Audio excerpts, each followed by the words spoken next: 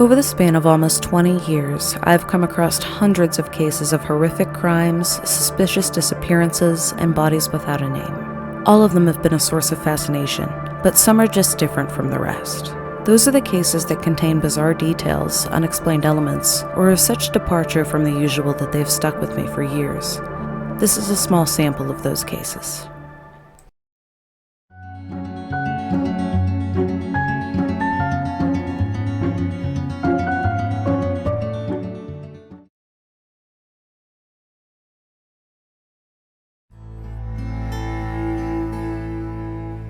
Around 11 p.m. on October 1st, 1953, the partially nude body of a middle-aged woman with short blonde hair was found on Fundera Beach in Italy. The woman had no personal items with her, and her identity was a mystery. Witnesses who had spoken to the woman prior to her death described her as having been dressed completely in black. Their statements gave her the name she's still known by nearly 71 years later: Dama in Nero, meaning Lady in Black. Italian police launched an investigation into the lady's death and identity. They were able to locate 3 witnesses who remembered traveling on a Vaporetto with her. The witnesses said the lady appeared high class. Her clothing was very nice, but it seemed like she'd fallen on hard times. Her shoes had been resoled, and the band of her watch was noticeably worn. The lady claimed she was of English origins, but she'd been born in Bolzano. She no longer lived in Italy, but had returned to visit an aunt. She told one of the witnesses she'd been married to an American soldier, but he was killed in World War II. When the Vaporetto arrived at Port Nischia, the lady departed with one of the witnesses. He took her to visit Uragonese Castle before heading to Casamicciola, where they parted ways. The lady then entered a bar and spoke with the bartender there about having a meeting at 10 p.m. She asked the other woman if she'd seen a man with a mustache dressed in a gray suit. The bartender told police she didn't know of the man, but commented that the lady spoke with a thick American accent. The lady left the bar and was next spotted in Lago Ameno around 9 p.m. She was in a wheelchair, and her driver remembered that she had a black handbag and a small black suitcase with her. She appeared impatient as she kept asking passersby for the time. It could be assumed that she was expecting to meet with the man in gray. It seems he never arrived, though, as no one reported seeing anyone with her. The lady would eventually leave the city of Lago Ameno and travel to her final destination, Fundera Beach. An autopsy determined the lady had died by drowning. Her watch had stopped at 10:50, likely very close to her time of death. There are inconsistent reports about the possibility the lady took a high dose of sleeping pills before she entered the water. She may have been found with an empty bottle of Lepitet next to her and had up to 38 of these pills in her stomach. The reports containing this detail theorized that she drowned as a result of walking into the sea while under the effects of the pills. The autopsy report further stated there was no evidence of violence, and her death was ruled a suicide. The findings presented in the report were not fully accepted, and some sources have claimed there was more to the lady's story than what was publicly released. The Italian newspaper Cronaca di Napoli reported that there were signs of violence present on the lady's body. The evidence of this included abrasions on her elbows and a massive blow to the abdomen. Wounds like those found on her elbows would indicate that she was dragged across the sand by someone on the night she died. The abdominal injury was allegedly so severe that it would have caused internal bleeding that, if left untreated, would have killed her. If this information is true and accurate, it directly contrasts with the official autopsy. It's unclear why these details might have been withheld, but the reason could be as simple as making the police look good for solving the case. Cronaca di Napoli also speculated that the photographer tasked with photographing the lady's body may have captured a photo of her alive. In photos he'd taken at a wedding the previous year was a woman who held a striking resemblance to the lady in black. The woman was unknown, but she stood beside a man who was able to be identified as Vitaliano G. Vitaliano told investigators he knew the woman well. Her name was Jole Marie. She was Roman, but vacationed in Ischia often. Marie was known to own a necklace very similar to one witnesses said the lady had been wearing. According to Vitaliano, he'd been out of contact with Marie since September 29th. The potential identification seemed promising at first, but Jole Marie would eventually contact the newspaper to let them know she was alive and well. There's been some criticism of the investigation into the lady's death. It's alleged that the beach was never seriously searched for hard evidence, and there weren't any fingerprints taken. Those who have viewed the photos of the lady's body in the scene have claimed they're so blurry it's hard to see anything distinguishable. Without any evidence or quality photos to reference, it would be incredibly hard to reopen the lady's case.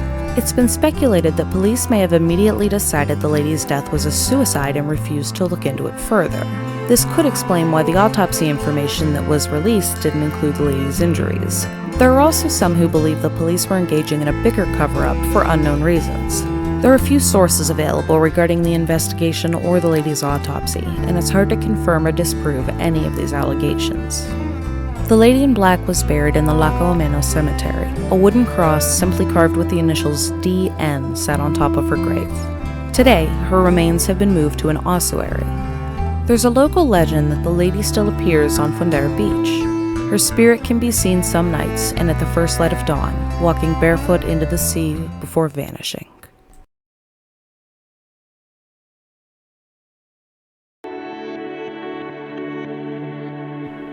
It was the early hours of Christmas Eve 2009. A couple were walking along the ocean shore in Miami Beach, Florida, when they made a shocking discovery just behind the Delano Hotel. A call was placed to 911 at 4:30 a.m., and police arrived on scene where they found the body of a man floating face down in the water. He wore blue Speedo brand swing trunks, New Balance shoes, black socks, and a black Armatron brand watch. The man was estimated to be between 25 and 40 years old with short brown hair and brown eyes. An autopsy concluded that he had alcohol and codeine in his system when he drowned, just hours before the couple found his body. The man didn't have any identifying information with him, and police were unable to find out who he was. When a public appeal for anyone who knew him to come forward didn't provide leads, investigators started to suspect he may not be from Florida or even the United States. There are a few known details in this case, but 3 things we do know are especially notable.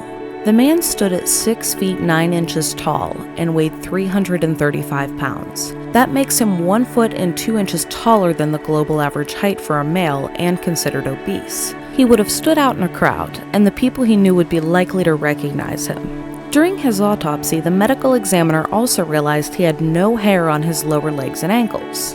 It couldn't be determined if he had shaved the hair off or if it just didn't grow. A few people have suggested the lack of hair could mean the man was a swimmer or did other sports that caused him to either shave the hair or have it rubbing on clothing enough to create bald patches. Without knowing who the man is, neither of these explanations can be proven true or false. There are many people who agree with the theory that the man is foreign to the United States. Because he was intoxicated, it's possible he could have been close to the railings on a cruise ship and fallen overboard. Another common theory is that the man was attempting to immigrate from another country when the vessel he was on sank. People migrating from the Caribbean are often traveling to Florida as it's the closest U.S. soil for them to land on. The Missing Migrants Project's data on migration routes indicates that 681 people have disappeared or died while traveling from the Caribbean to the United States since 2014, and that only makes up the portion of lost migrants the project knows about. There are many other migrants who are either not reported or who vanish in unknown shipwrecks that are then never found. Both of the lost at sea theories are possible, but neither of them seems to be the most likely scenario. The man was dressed as if he intended to sunbathe and potentially go into the water. He wore shoes and socks, but he might have planned to get them wet. If he had decided to go into the ocean up to a point but been too intoxicated, he could have been swept away and found himself too far from land. There are too many questions and not enough answers to form a fully developed theory. As of 2024, the man found on Christmas Eve in 2009 remains nameless. If you have any information, please contact the Miami Beach Police Department at 305-673-7900.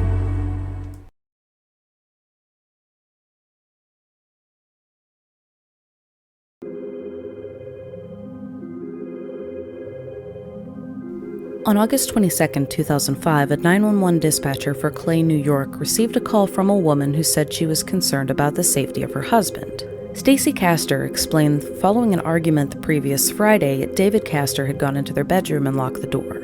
He hadn't come out in the 3 days since.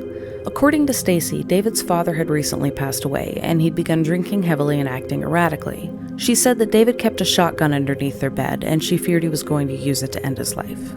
Police arrived at the Castor home to find Stacy visibly distraught. She waited as Onondaga County Sheriff's Department Sergeant Robert Willoughby broke the bedroom door down. Inside, he found David's nude body laying lifeless across the bed.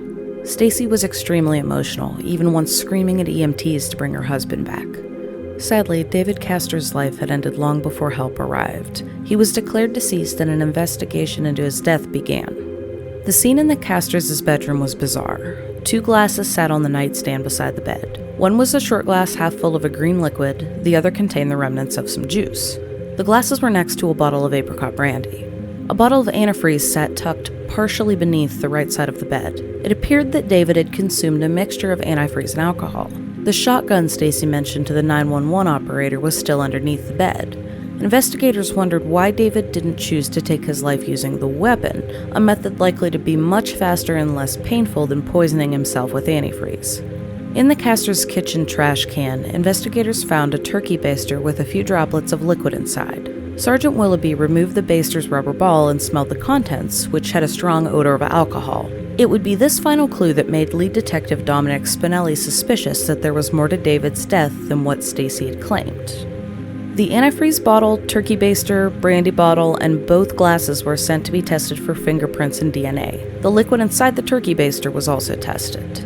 Results indicated that the droplets in the baster contained antifreeze, and David's DNA was on its tip. On the bottom of the glass that contained antifreeze, Stacy's fingerprints were found placed in a way that it looked like she'd held the glass from the bottom. David's prints were only on the glass that contained no traces of antifreeze. There was an odd detail noticed when analyzing photos taken of the scene. Vomit was visible on the side of the bed and the carpet underneath the antifreeze bottle, but there was none on the bottle itself. The bottle had to have been placed there after David vomited. Also suspicious, David's autopsy determined there was no alcohol in his system. This conflicted with the timeline of events Stacy had provided. The people close to David argued against the idea he would take his own life. His sister Linda didn't think he would ever have ingested antifreeze. David owned a heating and cooling business, and he worked on cars. Linda said he would have been well aware that antifreeze would cause a long and painful death. David's ex-wife Janice said she didn't believe he would have chosen to end things. She also struggled with the fact that after David's death it was revealed that his will left all of his assets to Stacy and her daughters from a previous marriage. David had a biological son with Janice, and it didn't make sense to her that he wouldn't leave anything to him. The investigation was beginning to close in on the only reasonable suspect, Stacy Castor. Detective Spinelli interviewed Stacy and asked her if she knew what the compound in antifreeze was that made it dangerous. Stacy immediately knew the answer: ethylene glycol. She claimed she had learned about it when she and David watched a TV show where a woman killed her husbands by poisoning them with antifreeze. As she talked, Spinelli noticed she kept mispronouncing the word antifreeze as antifree. It was a detail of little importance at the time, but later Spinelli would make a huge breakthrough thanks to picking up on it. After talking to Stacy, investigators decided to interview Michael Wallace, her ex-husband and the father of her 2 daughters. In attempting to locate Wallace, it was discovered that he had been deceased since January of 2000. Investigators found that around December of 1999, Michael had started to become very sick. He was reportedly struggling to perform basic functions, such as walking and talking. The following month, Michael and Stacy's then 12-year-old daughter, Ashley, arrived home from school and immediately realized something was horribly wrong. Michael was laying on the couch, making weird faces, as she described it. Ashley was already on the phone with Stacy and told her what was going on. Stacy ended the call and drove to her younger daughter's school to pick her up. By the time she made it home, Michael was unresponsive. Michael Wallace's death was declared to be the result of a heart attack. Stacy refused an autopsy, and he was buried with no further investigation. When authorities looked into Michael's medical history, they found that he had a normal heart with no evidence of any problems. They decided to seek a warrant to exhume Michael's remains, and in September of 2007, he finally received a post-mortem examination. The investigators were specifically looking for the presence of crystals in Michael's body. When ethylene glycol is ingested, it crystallizes in the organs. These crystals become lethal when they begin affecting the kidneys. For years after the person who ingested the antifreeze has died, the crystals can still be found in their body. The medical examiner discovered Michael's body was full of ethylene glycol crystals, confirming he'd died of antifreeze poisoning. Detectives Spinelli and Valerie Brogan re-interviewed Stacy following the postmortem exam. According to Detective Brogan, Stacy was visibly anxious. She appeared surprised to see them when they arrived and kept pacing around the room. Detective Spinelli asked Stacy about the glasses found on the bedroom nightstand. Stacy claimed she had used one of the glasses to give David cranberry juice. When Spinelli asked her which glass she put the juice in, Stacy replied, "Well, when I poured the antifreeze, I mean the cranberry juice." Detective Spinelli confronted her about the slip-up, and she immediately became very defensive. She claimed the police were trying to frame her for David's death and told them she wanted a lawyer. With Stacy now refusing to talk without representation, detectives traveled to Ashley Wallace's college to inform her that they now believed her father was poisoned. Ashley then called her mother, who suggested they have a few drinks together. She agreed, and that night Stacy made them both mix drinks. Ashley had one drink before passing out, waking up in her bedroom the next morning. She would later mention how she thought it was weird that she had become so tired after just one drink. The next night, Stacy proposed more drinks, and Ashley again decided to drink with her. The following morning, Ashley's sister, Bree, became worried when Ashley still wasn't awake long after her usual wake-up time. She entered Ashley's bedroom, where she found her laying on the bed, unresponsive. Terrified for her sister, Bree urged her mother to call 911 until Stacy finally relented. She told the operator she believed Ashley had taken pills after drinking, making it seem like she attempted to end her life. As Bree sat with her sister, she found a note that she took for herself and later provided to Detective Brogan. EMTs arrived to find Ashley on the brink of death, with an empty bottle of sleeping pills and an empty bottle of vodka at her side. She was rushed to the hospital where doctors were able to save her life. Investigators were eager to talk to Ashley about the note Bree had found. The 750-word typed document claimed responsibility for poisoning Michael Wallace and David Castor using antifreeze. It also mentioned an unsuccessful attempt to poison one of the men with rat poison, a fact only the true killer would have known. A portion of the final words of the note, directed at Stacy, said, "Now everyone is going to know what really happened, and they know it wasn't you, it was me. Please don't hate me. Remember, I love you."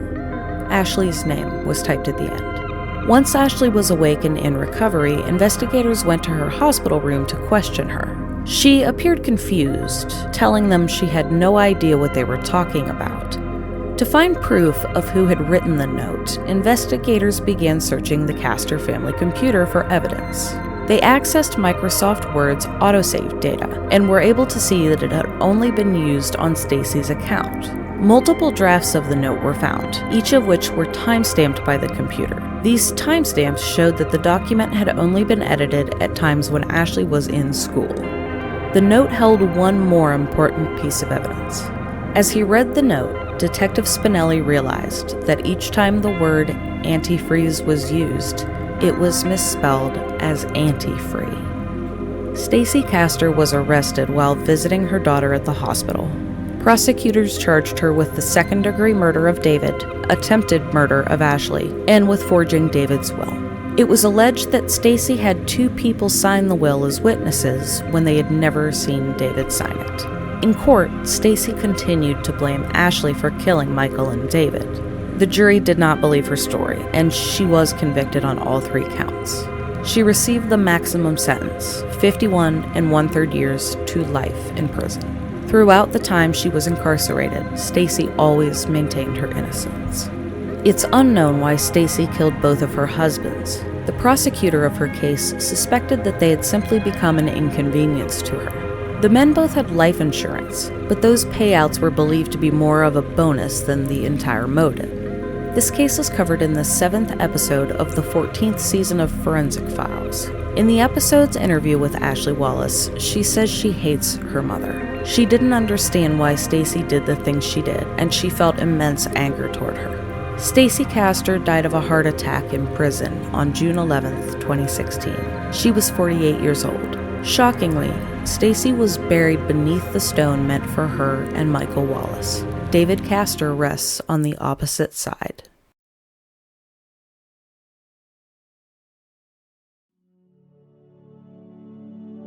Natalie Wood was an actress best known for her roles in 1955's Rebel Without a Cause and 1961's West Side Story. Her career began at a young age, skyrocketing after her starring role in Miracle on 34th Street. As Natalie grew older, she dated many of Hollywood's most eligible bachelors, including Elvis Presley and hotel heir Nicky Hilton. At just 18, she was married for the first time to actor Robert Wagner. The couple were a popular item, but they divorced in 1962. 12 years later, Wood and Wagner remarried, and this time Natalie chose to focus more on her family than her career.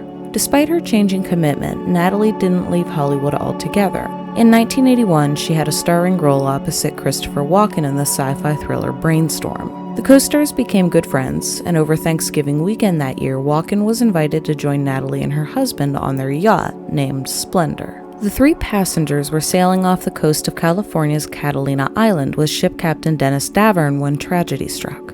The morning of November 29th, Natalie Wood's body was found floating in the ocean. She wore a flannel nightgown, a down jacket, and wool socks. LA County's chief medical examiner Thomas Noguchi released his determination that Natalie had accidentally drowned the next day. Noguchi noted superficial bruises on her body that he felt were caused by her falling into the water, and scratches on the yacht's dinghy as proof she'd tried to climb into it before she succumbed to exhaustion. Natalie's time of death was estimated to have been around midnight on the 29th. Combined with the temperature of the water, this indicated that the time between Natalie falling off the boat and her drowning was short. But what happened leading up to her death? A timeline provided by Deseret News states Natalie was noticed missing around 11:05 p.m. on November 28th. No one aboard the Splendor called for help until 1:30 a.m. on the 29th. 2 hours later, at 3:30 a.m., the Coast Guard was finally informed of Natalie's disappearance. Her body was ultimately found approximately 1 mile away from the Splendor at 8 a.m. There are obvious problems with this timeline, and many have questioned what really happened the night of the 28th. In his 1983 book, Coroner, Noguchi writes that he doesn't understand why Natalie would go out on the boat and untie the dinghy in the middle of the night. He also wonders where she planned to go and why it took the other people on the Splendor so long to realize she was gone. It was known that Natalie couldn't swim, and she had an almost lifelong fear of dark water. A fear developed after a fortune teller told her superstitious mother that Natalie was doomed to meet her end there. Her sister, Lana, questions why Natalie would even go out into that environment alone in her 1984 book, Natalie, a memoir by her sister. Even more problematic is the time between when anyone on the Splendor realized Natalie was gone and when the call for help was finally made. It took approximately 2.5 hours for anyone to request assistance looking for her. The alleged reason for this was that Robert Wagner did not want to alert anyone around them that there was a problem. This seems like a very poor excuse for not doing everything possible to find his missing wife. There was little information from the other passengers of the Splendor in the days and months after Natalie's death. In 1986, Natalie's husband wrote Heart to Heart with Robert Wagner, where he gave his account of the evening before Natalie vanished. He claimed that he and Walken had been debating politics for a while when Natalie got bored and went to bed. Wagner theorized that she couldn't sleep because of the sound of the dinghy banging on the side of the boat, and she must have been out trying to tighten the line when she fell. It has been revealed that this isn't the full story he originally gave police. Back then, he had admitted to having argued with Natalie that night about her spending too much time away from their family. Wagner published a memoir titled Pieces of My Heart in 2008, where he again commented on Natalie's death. This time, he simply said, "There are only two possibilities. Either she was trying to get away from the argument, or she was trying to tie the dinghy, but the bottom line is that nobody knows exactly what happened." In September of 1997, Christopher Walken gave an interview to Playboy where he was asked about Natalie's death. He told the magazine, "Anybody there saw the logistics of the boat, the night, where we were, that it was raining, and would know exactly what happened." With Wagner giving multiple accounts and Walken speaking only vaguely, the only living person who might have known anything was ship captain Dennis Davern. Davern would spend years trying to drum up enough publicity to convince publishers to write about what he knew before finally deciding to speak with the mainstream media. In March 2000, Davern told Vanity Fair that Natalie and Christopher Walken had been flirtatious throughout the weekend. After a night of dining and drinking on Catalina Island, things took a turn on the boat. He alleges that Robert Wagner began arguing with Walken about his conduct toward Natalie. Wagner is said to have smashed a wine bottle before shouting, "What are you trying to do? F my wife?" Natalie became upset and stormed off to her bedroom, slamming the door shut behind her. Wagner followed shortly after, and the couple got into a major argument. Davern says that he then heard the Splendor's dinghy being untied before Wagner returned to where Davern was at. He claims that Wagner appeared drenched in sweat and disheveled at that time. After Walken went to bed, Wagner and Davern stayed up drinking together until around 1:30 a.m. when Wagner decided to go check on Wood. He came back and told Davern he couldn't find her, prompting Davern to begin looking for her as well. It was then that Davern suggested turning on the floodlights and looking for Wood in the water below, but Wagner refused. If Davern's story is true, it contains some damning information and paints Wagner as a violent man who acted suspiciously the night his wife died. 10 years after the Vanity Fair article, authorities began taking a closer look at Natalie's death. After receiving additional information in the case, the LA County Sheriff's Department reopened their investigation in November of 2011. A supplemental note was added to Natalie's autopsy report regarding bruises both recent and a few days old present on her body when she was found. It referenced injuries to the left side of her face and noted that Natalie had bruises on her upper extremities that could have been created before she entered the water. The note also discussed conflicting statements regarding when Natalie went missing from the boat and whether or not an argument had occurred between her and Wagner prior. Ultimately, the possibility that Natalie entered the water against her will could not be excluded. In 2012, the LA County coroner changed Natalie's cause of death from accidental drowning to drowning and other undetermined factors. They cited closer examination of the bruises on her body, revealing that she may have been assaulted prior to death. Detectives were keen to speak with Wagner regarding the new investigation, but in 2013 they reported he had been uncooperative. In 2018, the Sheriff's Department reclassified Natalie's death as suspicious. Investigators stated that interviews with former neighbors of Wagner and fellow boaters on the water that night had uncovered information that led them to believe Natalie's death may not have been an accident. Wagner was finally announced as a person of interest at that time. 6 years have now passed since Natalie's death was reclassified. Robert Wagner is still alive and well at the age of 94. He remains a free man. Although he has been shrouded in suspicion, Natalie's daughters, Natasha and Courtney, have publicly spoken out in support of Wagner. Natasha is not Wagner's biological daughter, but he did become her legal guardian after Natalie's passing. It has been nearly 43 years since the night Natalie Wood died. Her family and friends continue to remember her fondly and celebrate her career.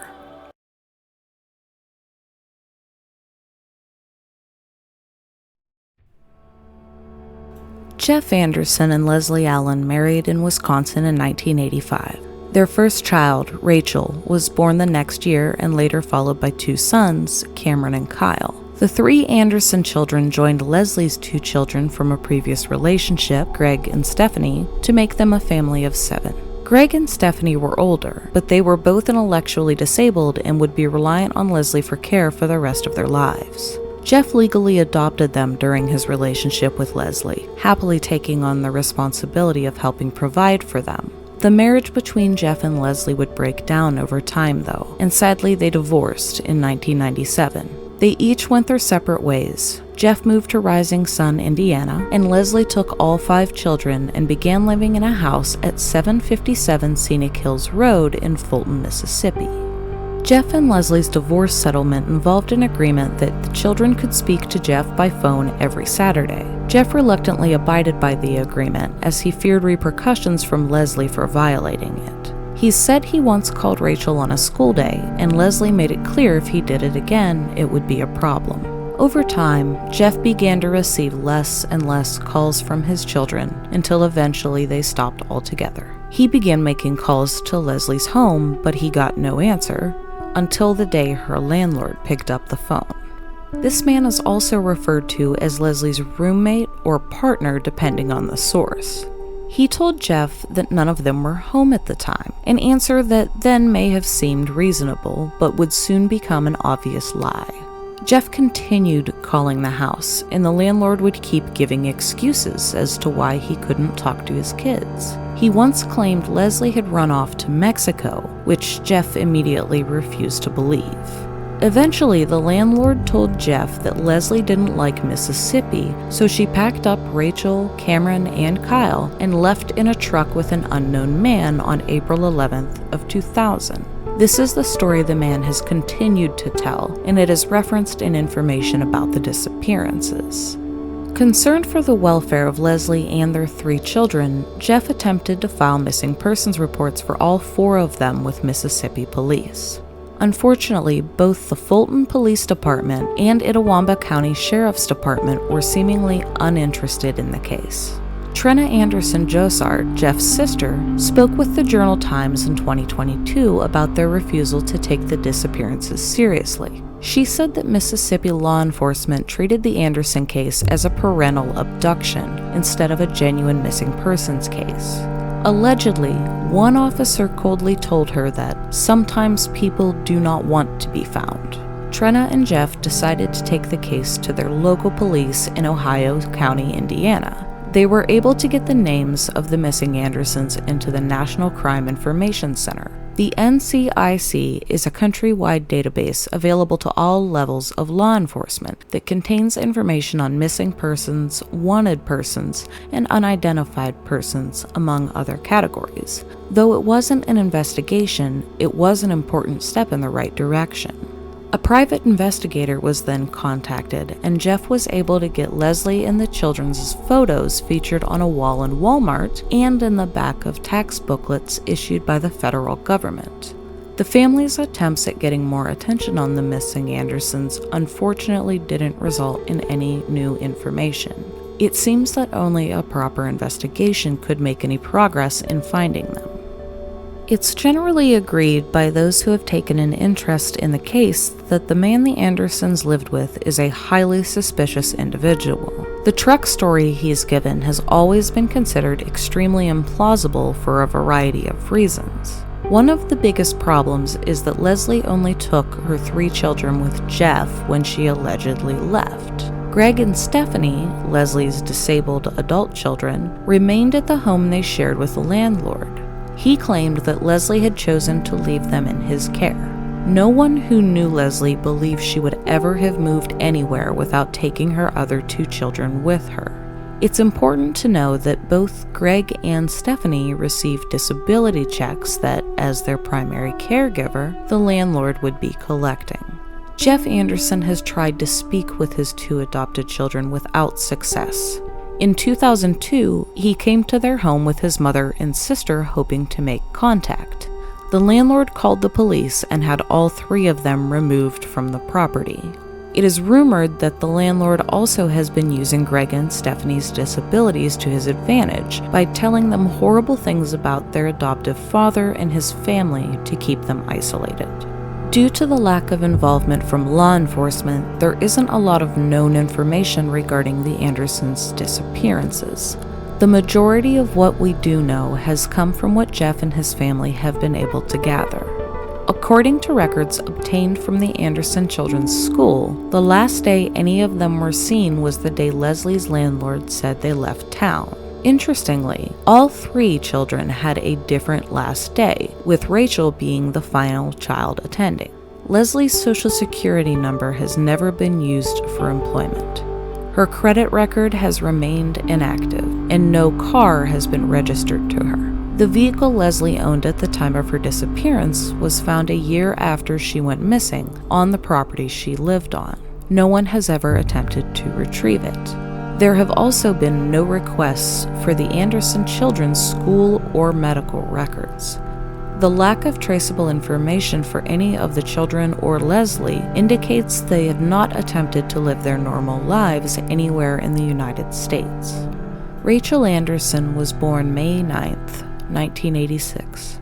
She has blonde hair, blue eyes, and a strawberry-colored birthmark on the left side of her face. She would be 38 years old today.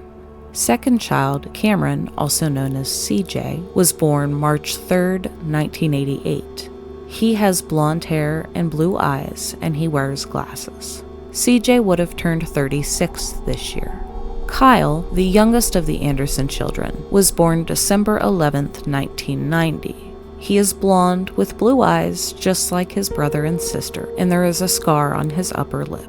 He is coming up on his 28th birthday this year. Jeff Anderson has continued working to find his former wife and their children with the help of Leslie's son, Chris. They used their Facebook page, Missing Anderson Family, to bring attention to the case and spread information. A link to their page will be in the description below.